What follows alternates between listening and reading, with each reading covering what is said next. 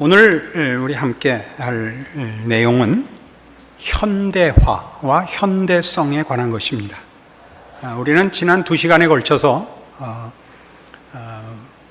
문예부흥 이후에 인류 역사가 주로 서구 역사를 중심으로 하는 얘기입니다마는 어떻게 인본주의와 합리주의로 흐르고 과학의 그 업적들을 근거로 하여 세계와 역사와 인간과 인생을 어떻게 무리하게 다 담으려고 시도했다가 결국 실패했는가 하는 문제를 살펴보았고, 그런 차원에서 기독교 신앙이 초월이라는 상층부에만 머무르거나 초월로 자연을 억압하거나 강요하는 식으로는 기독교의 진정한 내용을 제대로 다 펼치지 못하는 것이라 하는 데까지 같이 생각해 왔습니다.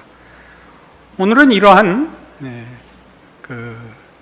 합리주의로 대표되는 문예부흥 이후의 지성의 흐름 혹은 사상의 흐름들로 인하여 기독교가 공격받고 또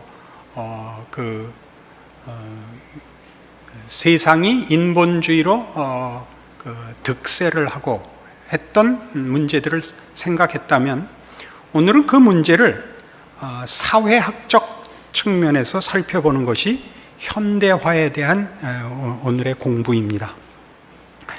현대화라는 것은 사회가 제조와 상업이라는 목적을 중심으로 도시 주변에 재편성될 것을 요구하고 있는 과정입니다.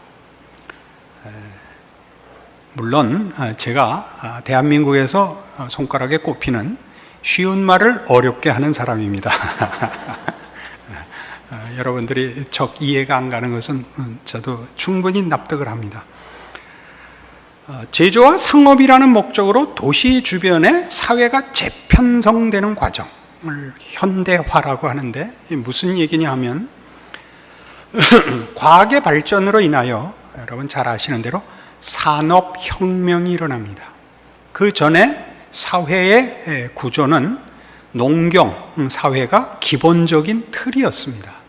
그러나 기계 문명이 발달하면서 산업이 놀랄 만큼 발전하게 되어 도시화가 이루어집니다. 옛날에는 도시화가 별로 이렇게 크지 않았던 이유가 사람들에게 필요한 필수품들을 생산하는 것이 농사가 혹은 목축이 기본 단위였기 때문에, 그것은 여러분 아시다시피 많은 면적을 필요로 해서 띄엄띄엄 살 수밖에 없었습니다.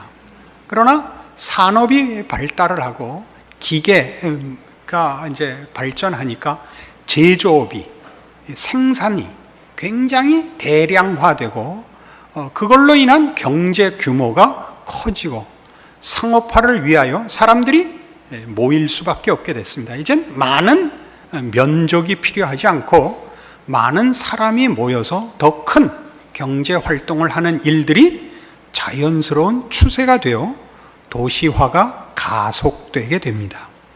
이 도시화의 이 과정을 말하자면 현대화라고 합니다. 그러니까 이 사회가 옛날 농경사회로서 가지고 있던 구조, 체계에서부터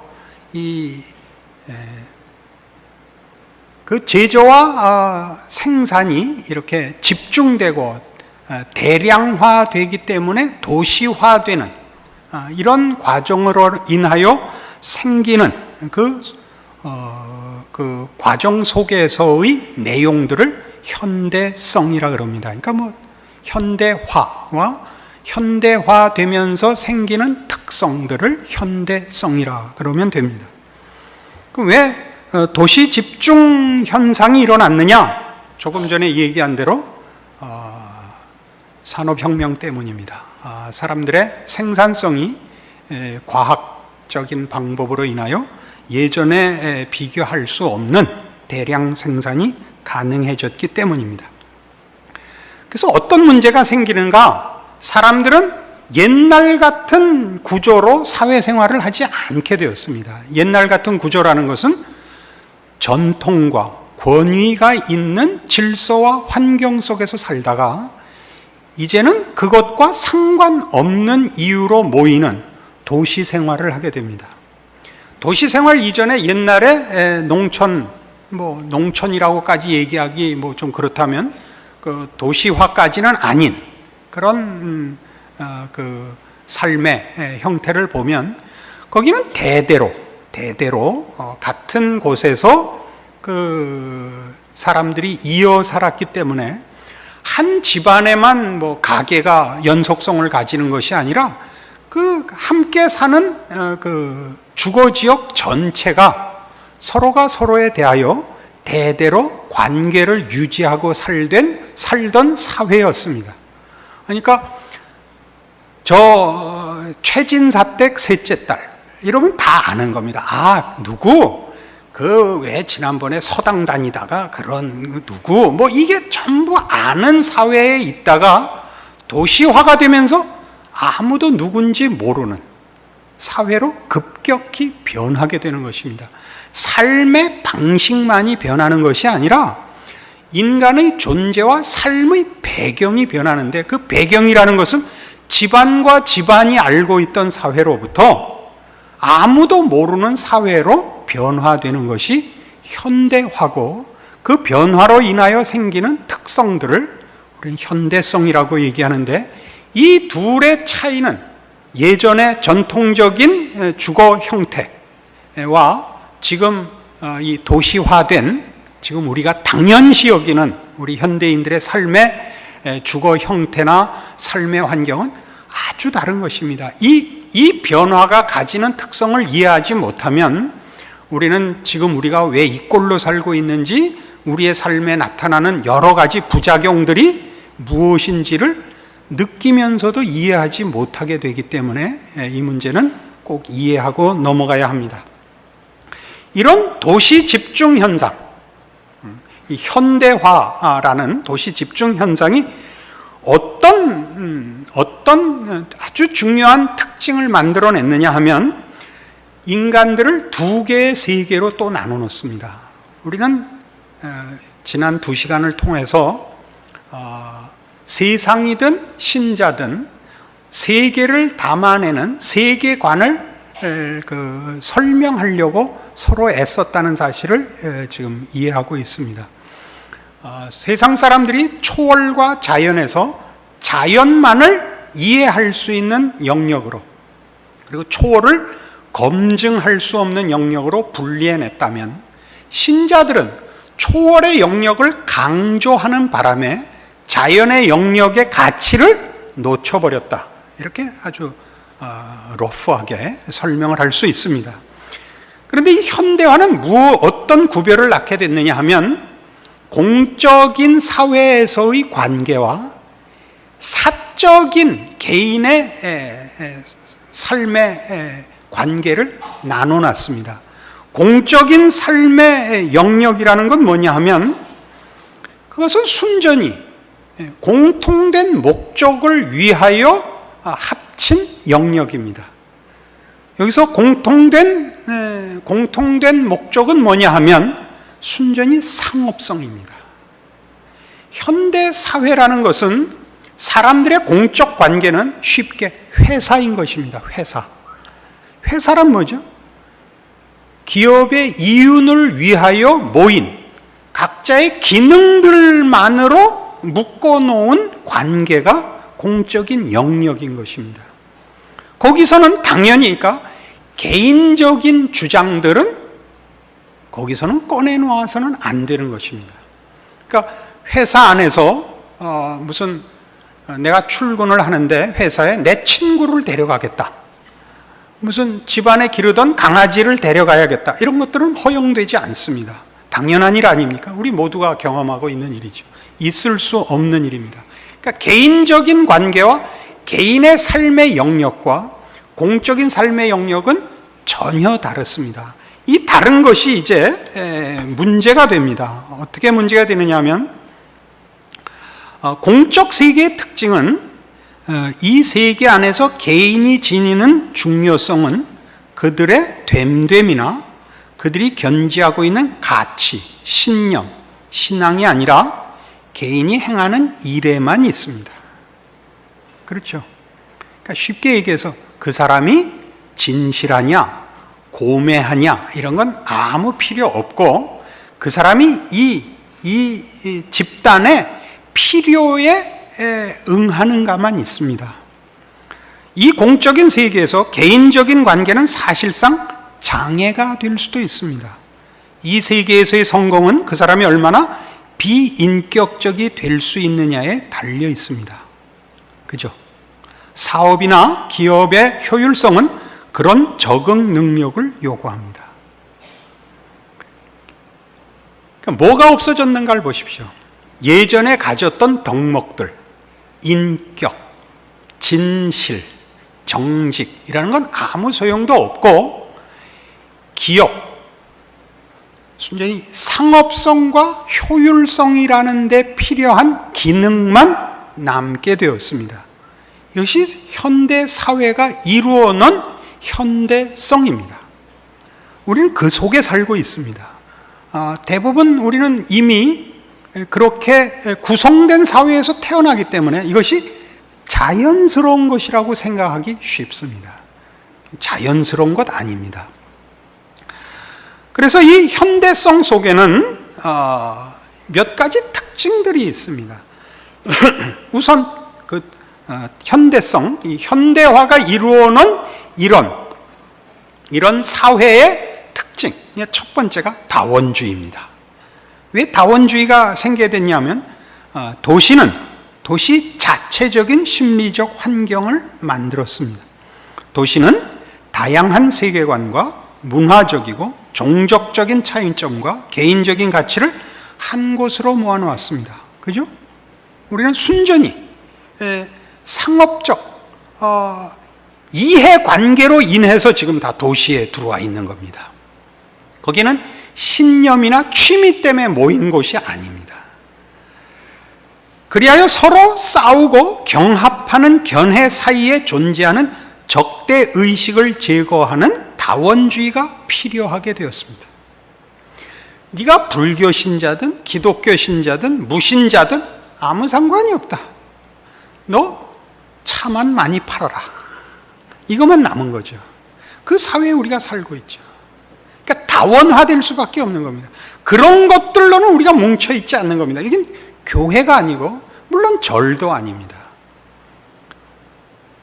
우리 현대화된 이 사회 속에서의 모든 공적인 영역은 이해관계 때문에 묶여있는 것입니다. 그 이해관계란 개인의 이해관계지만 그 공통된 이익을 위해서 모여있는 것입니다. 경제적 이익을 위해서 말이죠. 이런 다원주의는 도시에서 살아가는 거주민들 각자의 가치를 축소시켜서 최소한의 공통분모만 가지게 했습니다. 최소한의 공통분모, 기업의 목적, 이윤을 내는 것, 그 이윤을 내는데 쓸모있는 기능 외에는 아무것도 이 공적 영역에서 꺼내놓아서는 안 됩니다. 회의하다 말고 예수 믿읍시다. 그러는 건 죽는 겁니다. 그때 순교라고 해서는 안 됩니다. 이건 다원주의 사회입니다. 도시 생활에는 대중적인 윤리와 공존할 수 있게 만드는 우호성이 필요합니다. 대중적인 윤리와 공존할 수 있는 우호성이라는 건 우리는 어떤 문제로는 개인적인 문제로는 싸워서는 안 됩니다. 그렇죠?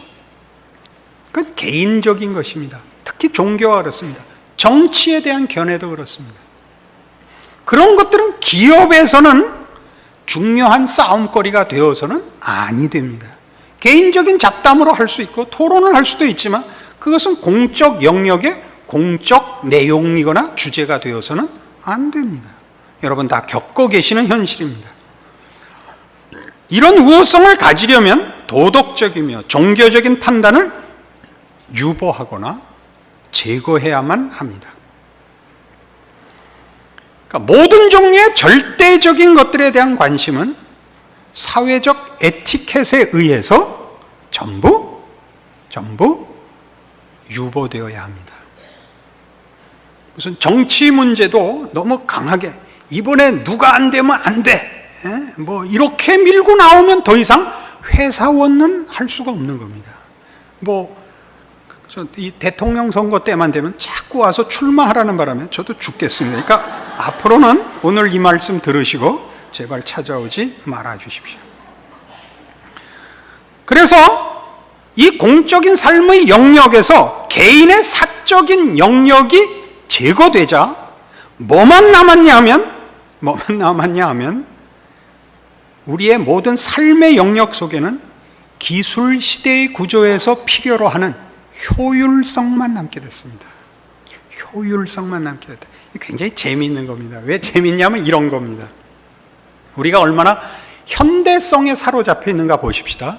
이 부분에 대하여 가장 우리가 이해하기 좋은 글을 쓴 사람이 생텍쥐베리의 그 어린 왕자입니다. 어린 왕자 속에 이런 얘기가 나오죠. 어린 왕자가 하는 얘기가, 어른들은 참 이상하다 이게.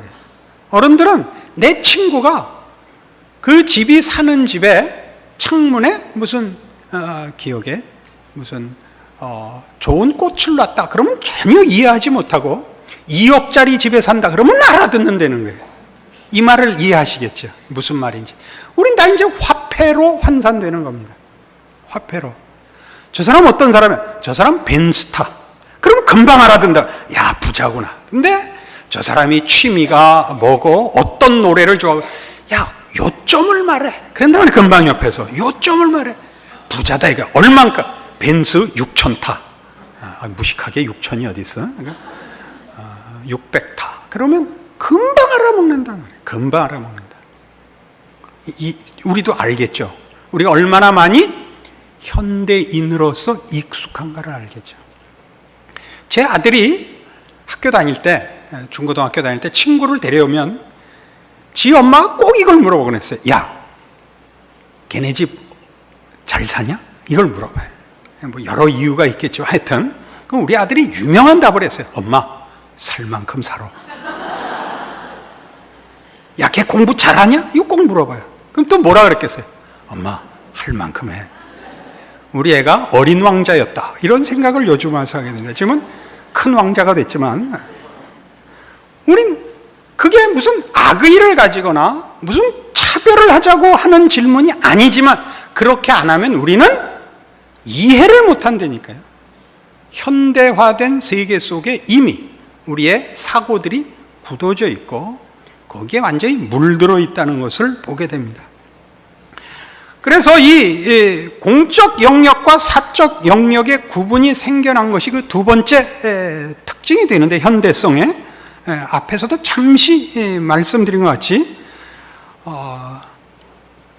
현대성의 공적 영역은 바로 다원주의에서 설명한 바와 같이 절대적인 얘기들을 꺼내놓을 수 없고 각자 자기의 절대를 각자 갖기로 한 것을 양해하는 사회이기 때문에 신념이라든가 신앙이라든가 절대적인 주장 같은 것들은 다 개인의 영역에서만 피력하도록 되어 있고 공적인 영역에서는 피력할 수 없는 게 되어서 문제는 우리들이 가지는 신념들이 절대적인 것이 아닌 것 같은 효과를 만들어내고 있다는 사실입니다. 그러니까 우리가 지금 사는 사회에서는 아까도 말씀드렸고 앞으로도 여러 번 반복하겠습니다만 가장 중요한 덕목, 진실하다, 정직하다, 겸손하다 하는 것들은 공적인 영역에서 쓸 수 없는 것이기 때문에 절대적인 기준이 아닌 것 같이 되었다고요. 절대적인 것이 아닌 것 같이 됐어요. 여러분들이 요즘 헐리우드 영화를 보시면 이런 문제들이 얼마든지 공공연하게 주장되는 걸 볼 수 있습니다. 예전에는 분명히 영화 속에 이런 절대적인 기준이 있었습니다. 권선징악이라는, 사필 자필 규정이라는 이런 절대적인 기준이 있었는데 이제는 없습니다. 악당이 이제 중간에 어떻게 변했냐면, 악당은 꼭 실패하게 돼 있었는데, 악당이 나쁜 짓 하고 도망가서 잡히는 장면 없이 끝나는 걸로 되더니 드디어 어느 날부터인가 악당이 그 악당 짓을 해서 아무렇지도 않고 행복하게 사는 걸로 끝나기 시작을 했습니다. 대표적인 예로, 악당이라 그러면 여러분이 잘 이해하기 어렵겠지만 경찰서를 털어라, 그런 영화가 있었습니다. 우선 제목부터가 말이 안 되는 제목이에요. 경찰서를 털어라 해서 이 전문 털이범이 금관에 고이 간직된 큰 다이아몬드를 훔쳤다가 잡히는데, 잡힐 때에 공사 중인 건물의 환기통에다 그것을 붙여놓고 잡혀서 잠깐 옥살이하고 나와서 이제 찾아갈 셈인데 감옥에서 나와보니까 이게 경찰서가 된 거예요. 그래서 가짜 경찰 행세를 하고 들어가서 그 보석을 다시 찾아내기 위하여 쇼를 하다가 정말 경찰보다 잘하는 경찰이 된 거예요. 왜냐하면 지가 도둑질을 하고 살았기 때문에 너무나 잘하는 거예요.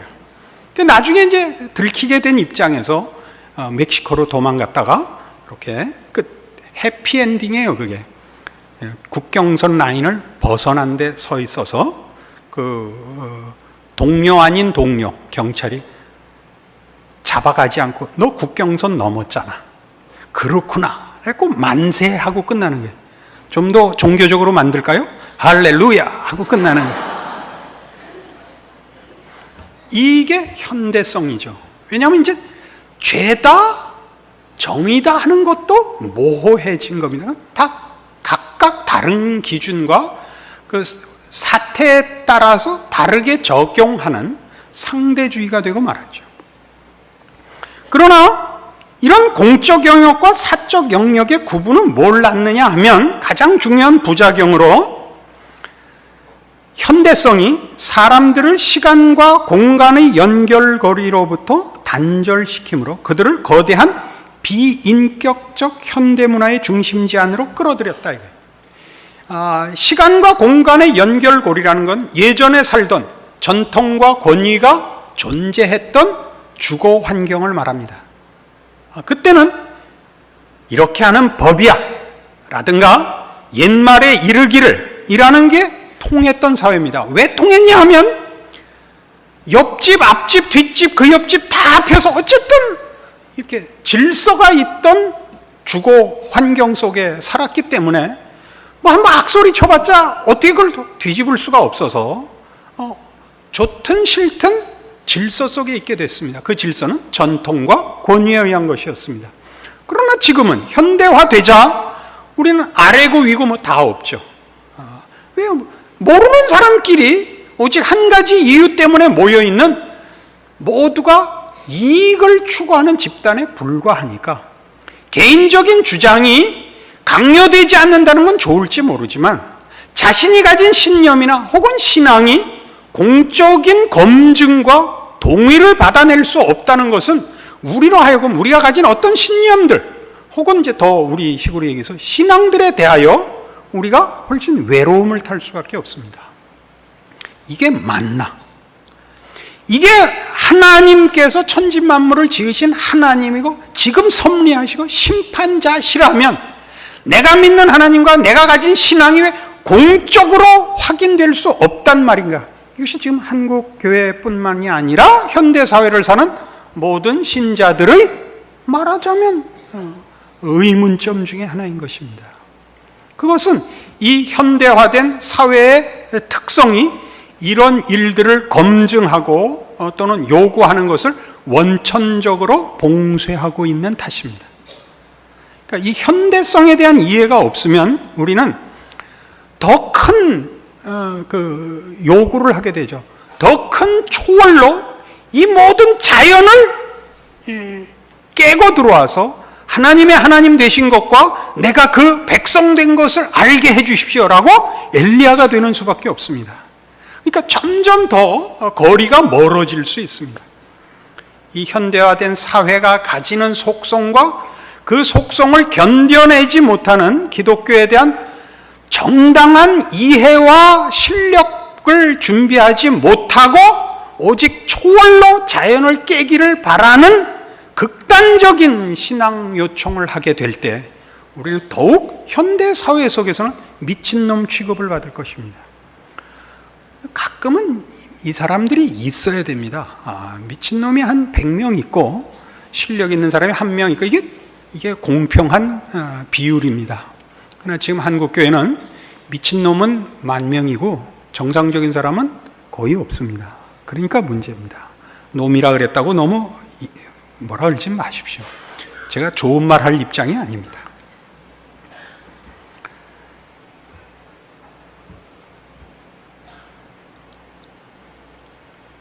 세 번째로 가지는 현대성은 문화의 중심지로서의 의미입니다. 현대 사회의 문화의 가치는 사회 구조를 형성하는 상호 연결된 거대한 체계, 곧 경제와 정치, 지식 생산자인 대학교, 우리 자신을 이해하게 하는 이미지를 만드는 매스미디어를 통해 전달됩니다.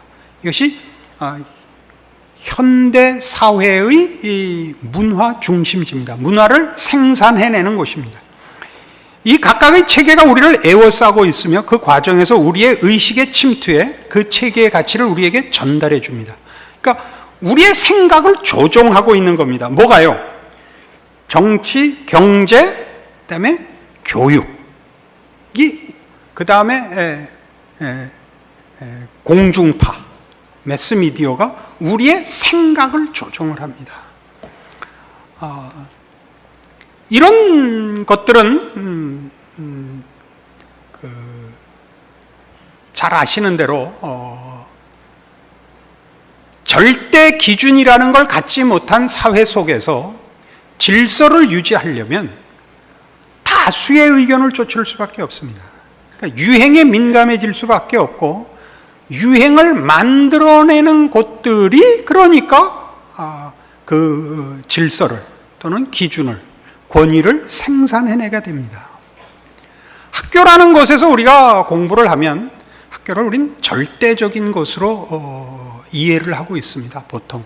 근데 이 학교가 우리 지난 시간에 살펴본 대로 이 인본주의적 합리주의로 인하여 기초된 또 그렇게 이해한 학문 내용과 방법을 가르치는 곳이라는 걸 우리 알고 있어야 되고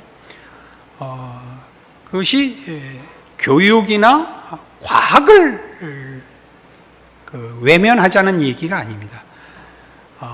과학이 가지는 부분과 전체를 설명할 수 있는 것과는 다릅니다. 과학은 나타난 현상밖에는 설명하지 못한다고 말씀드렸습니다. 또한 교육은 지가 아는 것만큼밖에 가르칠 수가 없습니다. 그래서 인본주의를 중심으로 해서 가르친다면 하나님에 대한 것은 가르칠 수가 없습니다. 우리 현대 사회가 그렇듯이 이 진화론이 그 가르침의 가장 중요한 중심에 위치하고 있는 이유는 하나님 있는 것을 거부하기 때문입니다. 인간이 이해하고 인간이 만족하는 설명과 체계를 또는 논리를 계속 주장하고 있는 것이 우리 교육에 들어와 있는 가장 큰 문제점 중에 하나입니다. 그러니까 그 세상을 향해서 죽기 살기로 싸우자 하는 것이 우리의 해답이 아니고 저들이 주장하는 것과 우리가 주장하는 것 사이의 차이를 보여내야 된다. 그렇게 지난 시간에 말씀을 드렸습니다.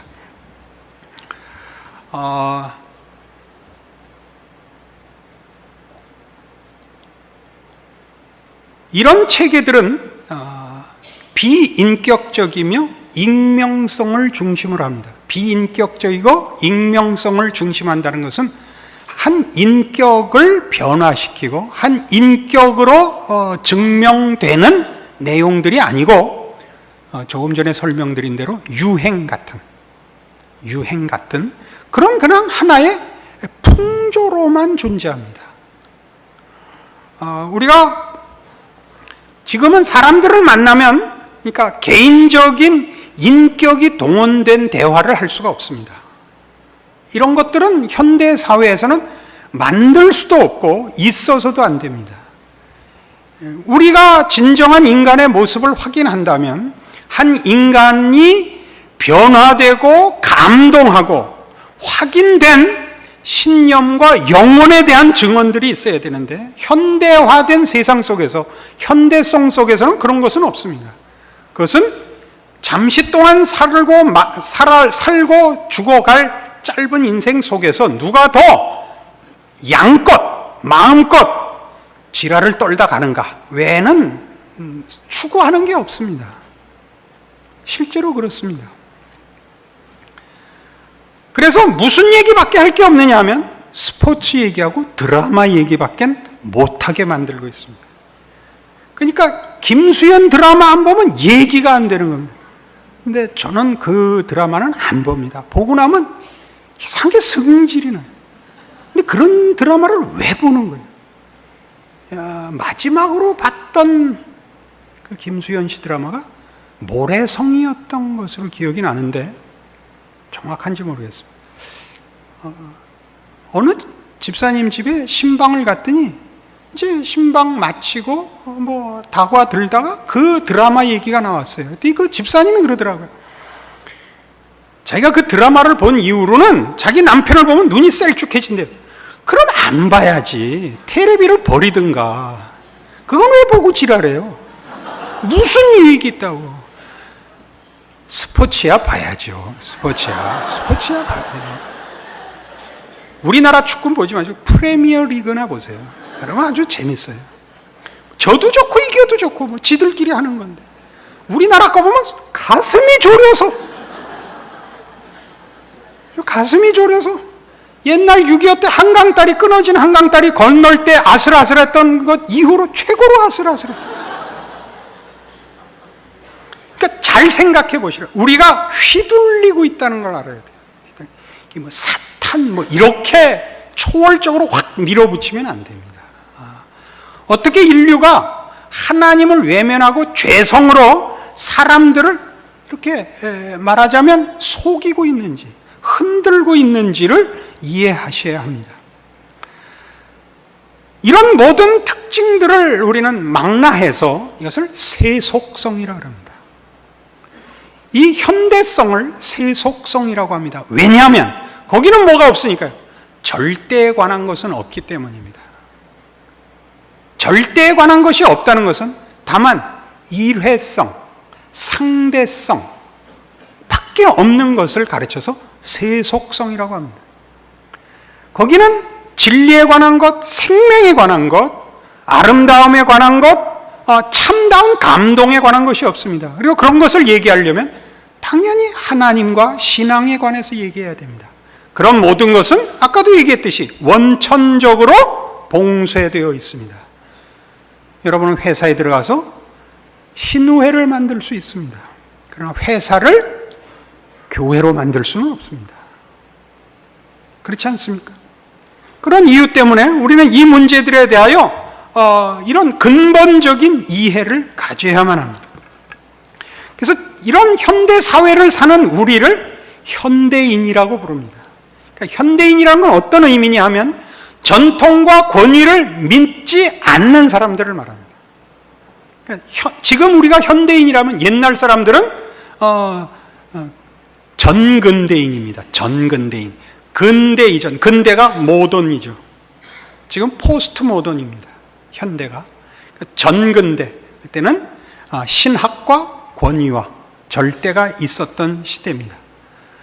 그것이 그래서 제일 좋았다 그런 개념은 아닙니다. 중세의 실패는 뭐였냐 하면 신앙으로 사람들을 강요했던 시대입니다. 그거는 하나님이 원치 않는다는 것을 우리는 역사에서 교훈을 받습니다. 하나님은 그렇게 강요하고 억압하여 신자를 만들지 않는다는 것을 중세를 통하여 확인했습니다. 그러면 다 제 마음대로 살라는 것인가? 그렇지는 분명히 않습니다. 그러니까 우리는 자유와 풍요 속에서 어떻게 신앙이 세상이 우리에게 갖다 놓은 시험과 유혹거리들과 비교할 수 없이 크고 중요한가를 답을 해야 됩니다. 중세가 그것을 힘으로 증명을 하려고 했다면 우리는 지금 이런 다양함과 풍요함이라는 세상의 유혹과 시험 앞에서 기독교 신앙의 절대 우위를 설명해내야 됩니다. 그것이 신앙입니다. 그리고 거기에 대한 답이 기독교 신앙 안에 풍성이 있습니다. 이런 걸 자꾸 놓치고 우리는 어디로 간다고요? 원색적인 초월의 우위성으로 갑니다. 그렇게 가면 사람을 다 항복시키지 못합니다. 그렇게 해서 얻을 수 있는 부분이 있습니다. 진정성과 열정을 가지고 이룰 수 있는 업적이 있습니다. 그러나 인간은 그것 하나만으로 되지 않습니다. 여러분, 물건 사러 그 상점에 가보시면 여러 가지 조건이 있어야 됩니다. 첫째, 뭐가 있어야 됩니까? 물건을 살 때 물건이 마음에 들어야 됩니다. 안 그렇습니까? 물건이 마음에 들어야죠. 그 다음엔요, 값이 맞아야 됩니다. 값이 맞아야죠. 또 뭐가 있죠? 파는 주인이 열심을 내야 됩니다. 살려면 살고 말려면 말아라. 그러면 안 됩니다. 그러니까 진정성 하나로 물건을 팔아먹지는 못한다니까요. 아, 이거 뭐 복음을 팔아먹는다고? 말을 알아듣고 이해를 하세요. 그러니까 우리는 순대를 써서 붙잡고 물건을 파는 꼴이 됐단 말이죠. 그래갖고도 장사가 아주 안 되지는 않습니다. 여러분, 길 가다가 들어오세요 붙잡고 음식점에 잡아 끌면 한 번은 다 갑니다. 그 다음에 뭐에 의해서 가죠? 맛이 있어야만 갑니다. 또 하나 뭐 친절해야 갑니다. 맛이 있어도 거지같이 굴면 안 가게 되고, 또 뭐 정맛이 있으면 불친절을 감수하고 갈 수도 있습니다. 맛이 없으면 그건 꽝입니다. 그 뭐 곤청을 들이대고 들어오라 그러면 모를까? 그 외엔 들어갈 이유가 없습니다. 그러니까 중세 시대엔 날강도 짓을 해서 잡아오려고 했습니다. 아니, 죄송합니다. 날강도라고 그렇게 다 몰아붙이면 안 되는데, 그러나 하여튼 그런 특징을 가졌고, 지금은 어떻다고요? 지금은 우리가 그때랑 비슷하게 합니다. 그것을 강요를 힘으로 하지 않고 진지함이라는 것만으로 하고 우리 할 일을 다 했다라고 얘기하는 것은 정당하지 않다라는 사실을 이해해야 합니다.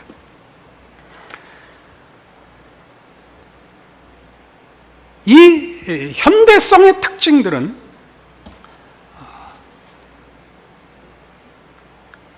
현대 사회 안에서 생겨난 특성이며, 이 부분이 아주 중요한 정의입니다. 이 현대성, 세속성은 더 이상 어떤 초월적인 질서에도 뿌리를 내리고 있지 않은 전망과 가치를 말합니다. 절대적인 또는 초월적인 질서와 근거 없는 가치관, 가치체계, 전망, 이런 것들을 현대성이라고 하고, 그 초월과 절대를 외면했다는 사실에 의해서 세속성, 그리고 세속주의라고 부릅니다.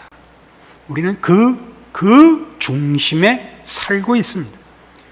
오늘날 세계는 모두 도시화됐습니다. 어디선가 그 자료를 봤는데요. 요즘 도시화의 그 속도는 얼마나 그 가속이 빨리 드는지 모른다고 합니다.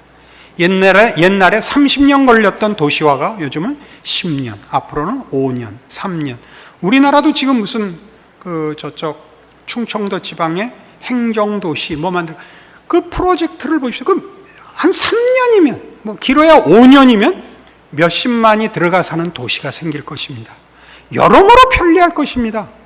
정말 정치, 경제, 사회, 문화, 교육, 정보, 문화의 다 중심이 될 것입니다. 그리고 더 큰 세속적 특징으로 사람들을 소용돌이치게 할 것입니다. 이 세속주의가 종교에 미친 영향을 우리는 분명히 알아야 됩니다. 세속주의는 개인의 삶에서 신성의 영역을 빼앗아 갔습니다. 우리 모두가 우리가 가지는 신념들을 영원한 신앙 체계로 가지지 못하고 한 개인의 취향과 신념 같은 것들로 격화시켜서 스스로 우리의 신앙을 모두가 호주머니에 넣고 혹은 금고에 잠가놓고 다니는 사람으로 만들어놨습니다. 우린 이 현대화된 세상 속에서 신자라는 사실을 발휘할 그 환경을 찾질 못합니다. 그랬다면 뭐 그날 모가지가 날아갈 겁니다. 이것은 무슨 존재의 문제로서가 아니라 존재 이전의 모든 생활의 가장 기본적인 문제로부터 원천봉쇄되어 있는 것입니다. 오늘날 어느 기업치고 기독교라는 이름으로 그 기업인으로서 살 수 있게 하는 것은 공적인 영역에는 없습니다. 우리는 공적인 영역에서는 현대인이고 사적인 영역에서만 신자일 수밖에 없습니다. 이 싸움을 어떻게 할 것이냐? 이랜드가 그럼 하나님의 기업이냐? 그건 전 모르겠습니다. 분명히 다른 기업과는 다르지만 기독교 기업이라는 게 존재하는가라는 데 대해서는 저는 회의적입니다. 그런 것은 존재하지 않습니다. 창업주가 기독교 신앙을 가지고 기업을 할 수는 있습니다.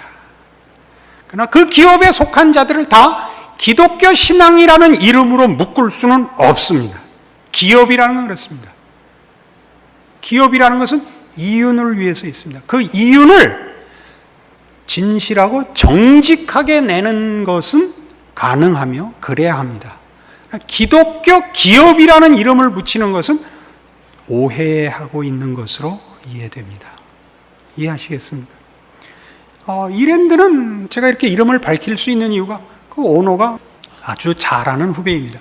신앙이 좋고 정직하게 그 기업을 이루어온 것을 우리 모두가 압니다.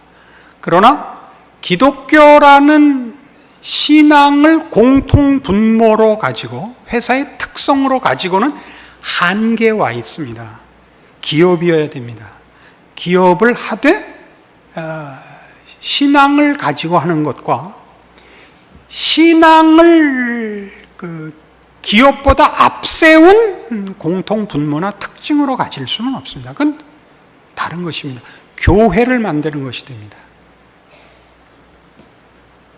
우리 모든 공적인 영역에서 신성의 그 내용들을 빼앗아간 세속주의는 이것을 사적인 영역에 배치해서 우리로 하여금 우리가 가진 신앙들을 공적인 것이 아니고 사적인 영역으로 제한하고 그것으로 만족하고 숨어서 감춰서 개인적으로만 말하자면 소유하게 만든 것으로 그치지 않고 제일 큰 문제는 이겁니다. 세속주의가 갖는 반신앙적인 공격에 대해서는 기독교인들이 모두가 그 정체를 알고 경각심을 갖고 있지만 기독교 내에 기독교 신앙을 세속화했다는 것은 모릅니다.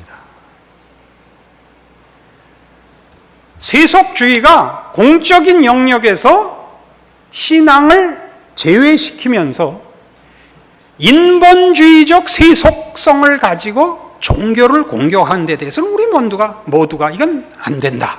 뭐 대표적으로 공산주의 같은 것 그렇습니다. 이건 우리가 잘 아는 대로 세속주의, 인본주의를 가지고 종교 자체를 거부한 것입니다. 이런 때는 우리가 뭐 길을 쓰고 대적을 하면서도 신앙 안에 세속주의가 들어와서 더 이상 하나님의 거룩하심과 거룩하신 명령 앞에 서 있지 않고 세상이 추구하는, 현대가 추구하는 세속적인 내용들을 목표로 삼는 문제에 대해서는 교회가 쉽게 다 넘어가고 말았습니다. 안 그렇습니까? 복이라는 말을 성경이 정의하는 것과 현대 사회가 정의하는 것은 다릅니다. 현대 사회가 정의하는 것은 복은 물질입니다.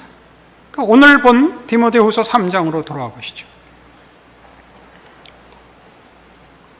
디모데후서 3장 1절 345페이지 신약성경입니다.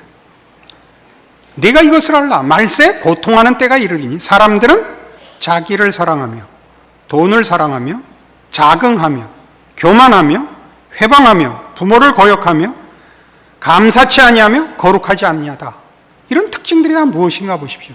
더 이상 권위와 전통에 의한 질서가 남아있지 않으며 자기 사랑하고 돈을 사랑한다는 건 다 개인 이기주의에 빠질 것이요 돈으로 할 수 있는 것에 모든 목적을 둘 거라 라고 경고하는 말씀에 일치합니다.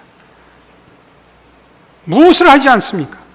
5절에 있는 대로 경건의 모양은 있으나 경건의 능력은 부인합니다. 경건의 모양은 뭐예요? 신앙은 갖고 있다는데 그 신앙이 가지는 진정한 능력들, 신앙 안에서만 발견되는 영원성, 만족성, 감동, 인격의 변화 같은 것들은 없는 겁니다.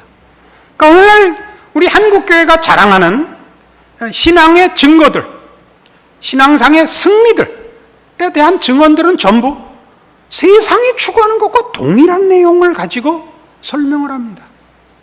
예수를 믿었더니 병이 났다. 예수를 믿었더니 부자가 됐다. 그것은 분명히 하나님께서 한 영혼을 항복시키는 방법으로 쓸 수 있는 것들입니다.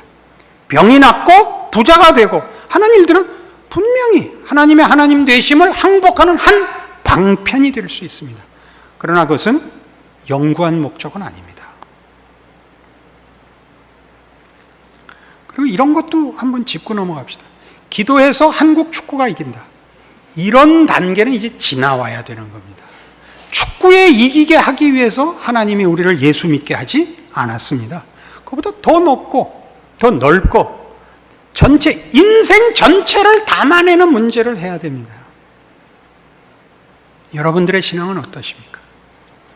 한국교회가 이렇다 저렇다, 마음에 든다 안 든다, 왜 하나님은 내 기도에 응답 안 하실까, 이런 모든 문제들에 대하여 오늘 우리가 나눈 내용들이 어쩌면 새로운 방향을, 답을 제시할 수 있을 것입니다. 여러분들의 신앙의 힘은 어디에 있습니까? 하나님의 하나님 되심이 있어야 되고, 하나님이 여러분에게 나타나서 여러분에게 하나님을 보이시고 알리시고, 그리고 그의 뜻을 여러분에게 주신 그 약속들, 우리 쪽의 이해로는 믿음들에 있습니다. 세상 앞에 지지 않아야 됩니다.